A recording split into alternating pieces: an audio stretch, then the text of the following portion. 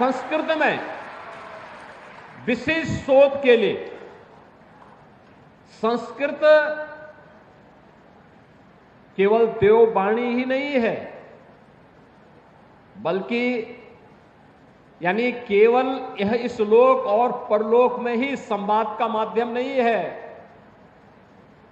देवगणों से ही संवाद का माध्यम नहीं, बल्कि ये भौतिक जगत की तमाम समस्याओं का वैज्ञानिक रीति से सुलझाने का एक माध्यम भी बने, इस पर शोध करने के एक विशिष्ट कार्यक्रम को आगे बढ़ाने की आवश्यकता है। आपने देखा होगा, हम लोगों ने काशी हिंदू विश्वविद्यालय में एक वैदिक विज्ञान का एक केंद्र बनाया है। वैदिक विज्ञान का एक केंद्र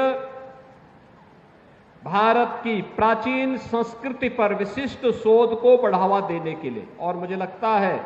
संस्कृत को इसके शोध का केंद्र अपने आप को बनाना पड़ेगा। और मैं आप जो भी संस्कृत में विशिष्ट शोध की अपनी थीसिस लिखेंगे, कुछ अच्छा कार्य करेंगे, मैं उनको, उन सभी आचार्यों को, उन सभी छात्रों को इस बात के लिए आश्वस्त करता हूं कि उनके लिए एक अच्छी स्कॉलरशिप की हम घोषणा करने जा रहे हैं, जिससे वो बेझिझक अपनी वृत्ति की चिंता किए बगैर सरकार उसकी व्यवस्था देख सके, और एक निश्चित समय के लिए हम उसको स्कॉलरशिप देंगे, 2 वर्ष के लिए, 3 वर्ष के लिए, क्यों इन 3 वर्ष के अंदर बिना किसी चिंता के वह अपने शोध के कार्य को आगे बढ़ा सके और इसके माध्यम से वह भारतीय संस्कृति के मूल तत्व को दुनिया के सामने रख सके। यह आज की सबसे बड़ी आवश्यकता है। जब आज की चकाचौंध भरी दुनिया में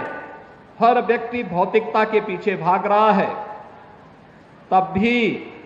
उत्तर प्रदेश के अंदर लगभग 1.5 लाख बच्चे ऐसे हैं जो संस्कृत के साथ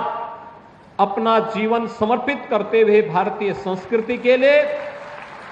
अपना जीवन समर्पित भाव के साथ आगे बढ़ा रहे हैं। स्वाभाविक रूप से उसका संरक्षण करना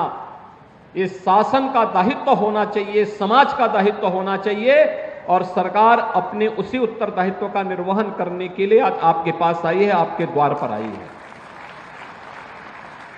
इन सभी छात्रों के लिए अभी तो हम लोगों ने घोषणा की है, और हम लोगों ने आगे से व्यवस्था करने के लिए हम व्यवस्था करने जा रहे हैं कि अब संस्कृत विद्यालयों में हम ऐड उन्हीं संस्थानों को देंगे जो अपने यहां छात्रावास की व्यवस्था निःशुल्क छात्रों के लिए करेंगे और खाने पीने की व्यवस्था करेंगे।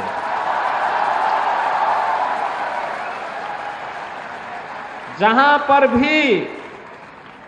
कोई व्यक्ति, कोई आश्रम, कोई न्यास अच्छा छात्रावास बना के देगा, विद्यालय देगा, बच्चों के रहने खाने की निःशुल्क व्यवस्था करेगा, वहां हम अनुदान दे करके उस संस्थान को हम संस्कृत की मान्यता के लिए अच्छे आचार्यों की नियुक्ति करने के लिए एक स्वतंत्रता भी देंगे। और हमने कहा कि भाई युद्ध स्तर पर प्रदेश भर में इस प्रकार के विद्यालय खोलिए जो गुरुकुल की परंपरा को पुनर्जीवित कर सके।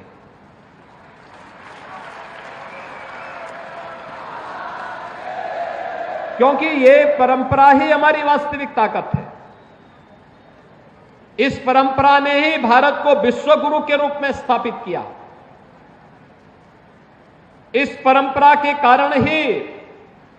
विपरीत परिस्थितियों में भी भारतीय संस्कृति, हमारी सनातन संस्कृति, तमाम झंझावतों का मुकाबला करते हुए भी आज जीवित बनी हुई है,